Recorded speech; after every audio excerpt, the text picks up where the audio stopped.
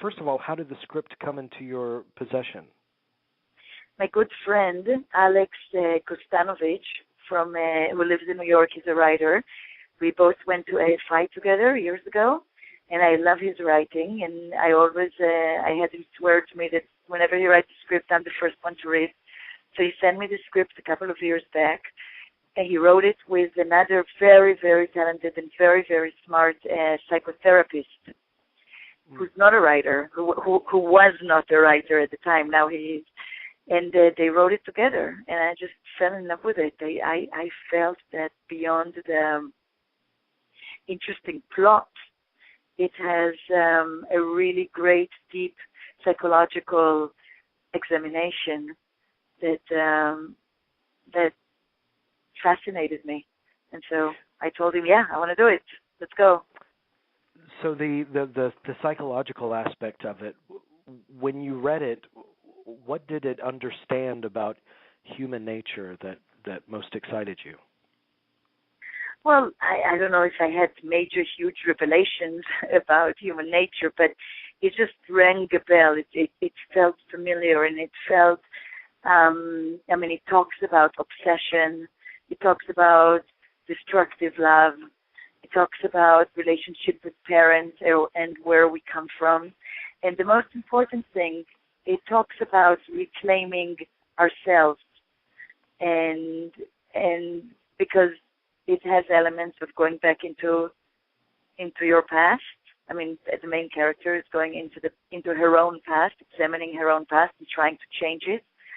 And she until she gets to the point where she goes all the way to the past, to the day she's born, and she realized some horrendous truth about her past, and she has to come to terms with it, and she has to break that vicious circle of getting into destructive relationships and obsessive love.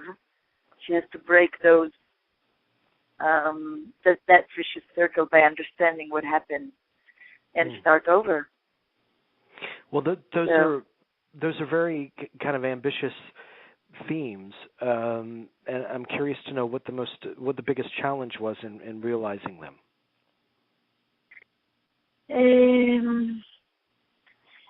We were worried about making sure that people will understand that it's sort of a metaphorical time travel, that they shouldn't take it as too literal.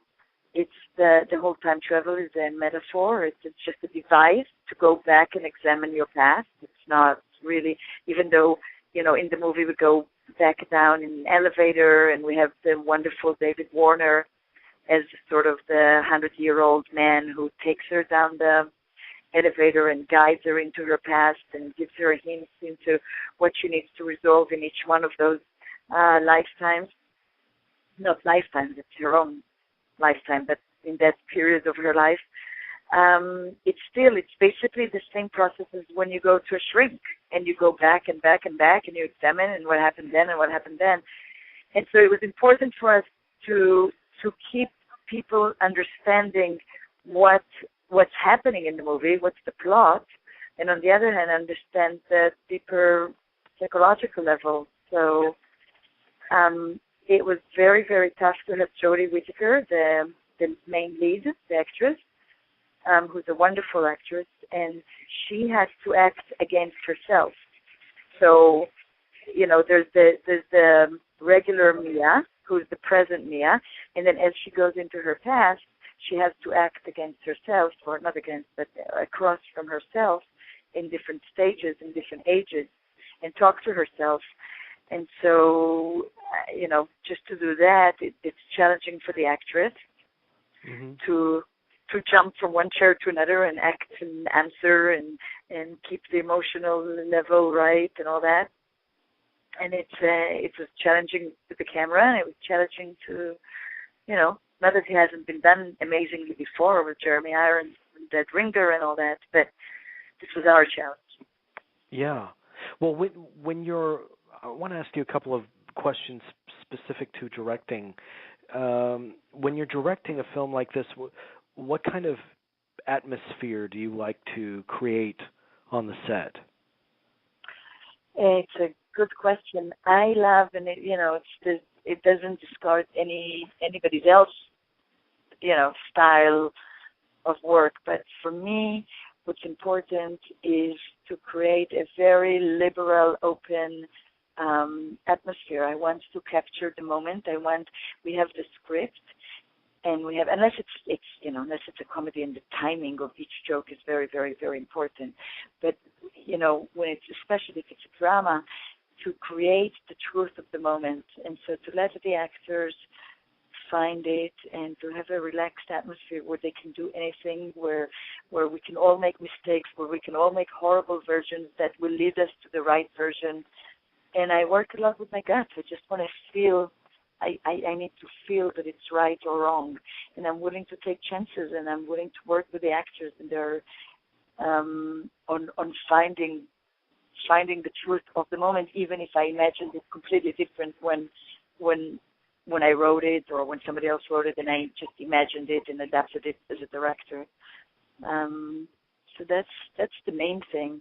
And of course, there's things that you imagine and you're particular about, and you want it to be exactly the way you imagine. But most of the time, I really want to flow. I want something new to happen on the set that has not happened in my head yet. Mm-hmm. And I hear that a lot from directors, that they're looking for, the accident or the spontaneous moment that surprises them and takes them in a direction that they didn't expect.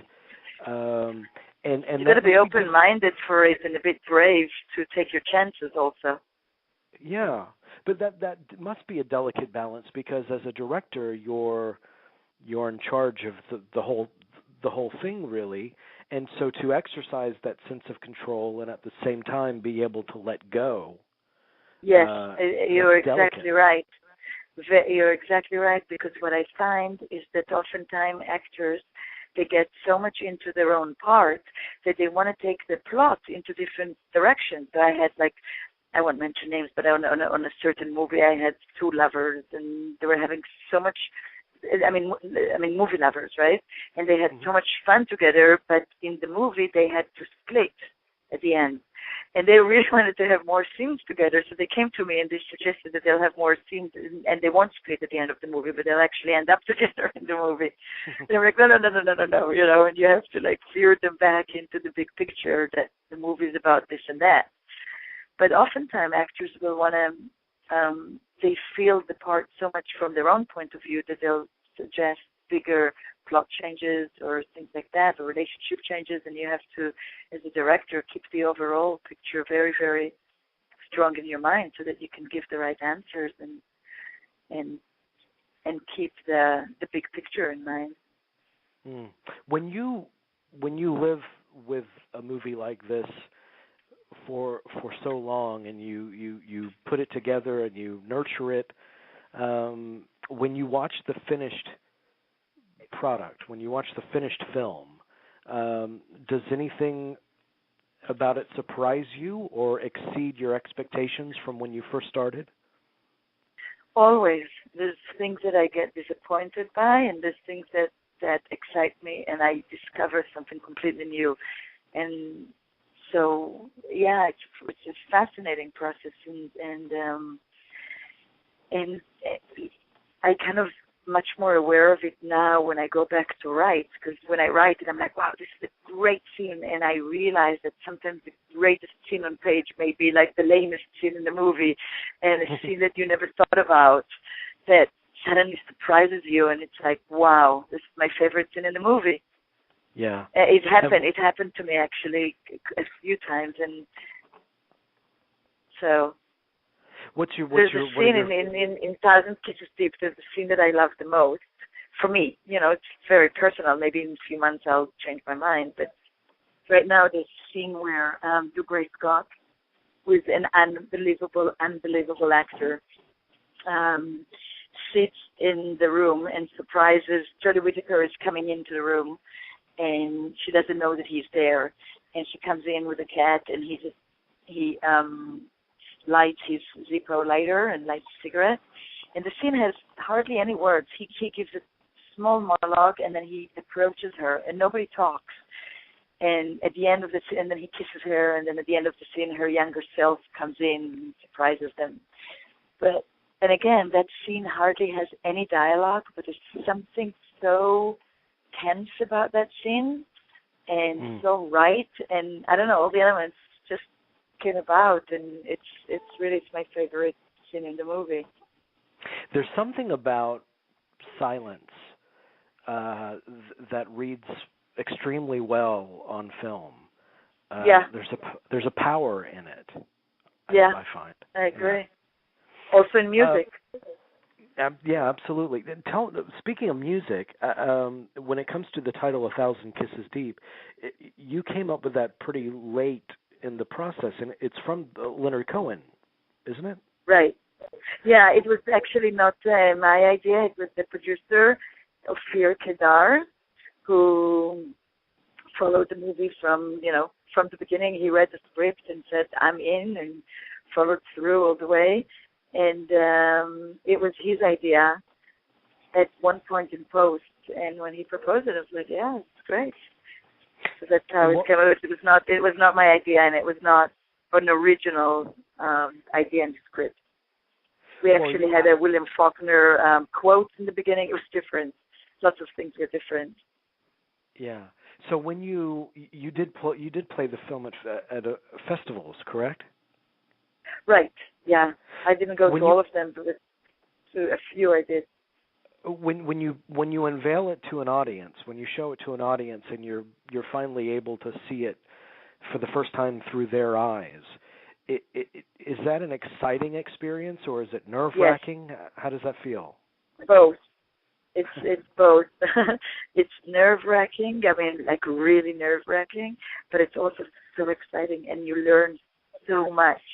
It's the best school because you really sit back hopefully in a theater or in a screening room, whatever, and you do somehow see through their eyes, and you feel the silence when they're interested, and you hear their laughs, and you hear their movement when they're not comfortable, and you kind of really, really, really know what works and what doesn't work. And that's when you make movies. You sit down at the end and watch it. And when somebody comes out of your movie crying and they hug you, you're like, oh, or somebody's laughing, or somebody's, somebody learns something about their own life. Somebody comes and writes you a letter and saying, oh my God, it's amazing. It's amazing. You realize that you can communicate and affect people on some level. It's great.